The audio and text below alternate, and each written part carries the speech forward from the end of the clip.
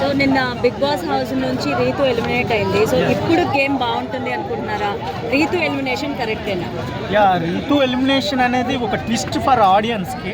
ఇది ఒక ఆడియన్స్కి ఒక పెద్ద ట్విస్ట్ లాగా అనిపించింది. ఎందుకంటే మనం ఎప్పుడు ఎక్స్పెక్ట్ చేసినట్టుగా ఫస్ట్ నుంచి ఇప్పుడు 13th వీక్ వరకు అదే జరిగింది.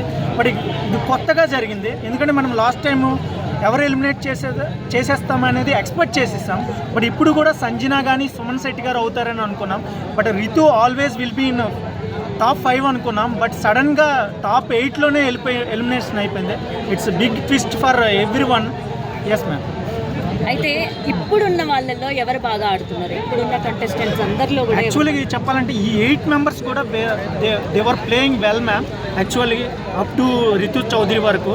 బట్ ఈ 8 మెంబర్స్లో మనం కంప్లీట్గా అబ్జర్వ్ చేస్తే ద టాప్ 3 వచ్చేసి Tanuja, Kalyan and Emmanuel. These 3 people are killing gaming in Bigg Boss 9 ma'am. యాక్చువల్గా ఎస్, ఇలా ముగ్గురులో ఎవరికి టైటిల్ వచ్చినా ముగ్గురికి వచ్చినట్టుగా ఫీల్ అయితేనే వీ ఫీల్ హ్యాపీ. లేకపోతే ఏదో కోల్పోయిన ఫీలింగ్ వస్తుంది. ఎందుకంటే they are have been playing still no ultimate killing performance చేస్తున్నారు నేను యాక్చువల్లీ. కానీ 90% తనుజాకే వస్తుందని అందరూ అంటున్నారు.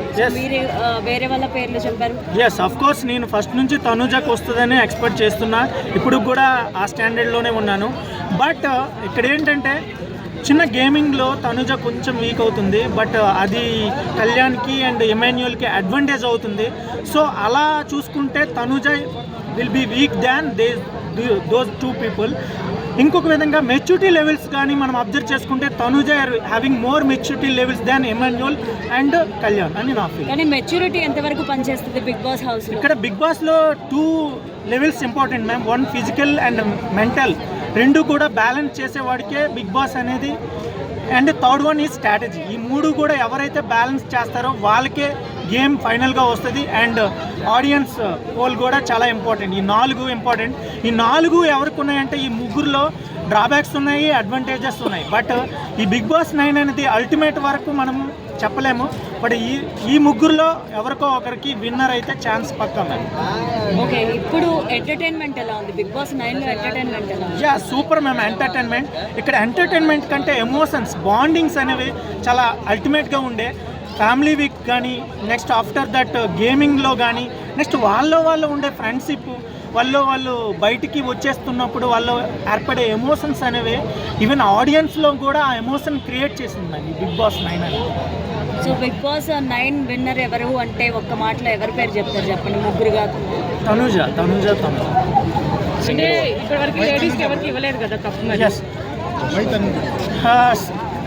First reason is she is very pretty, she is a great actor.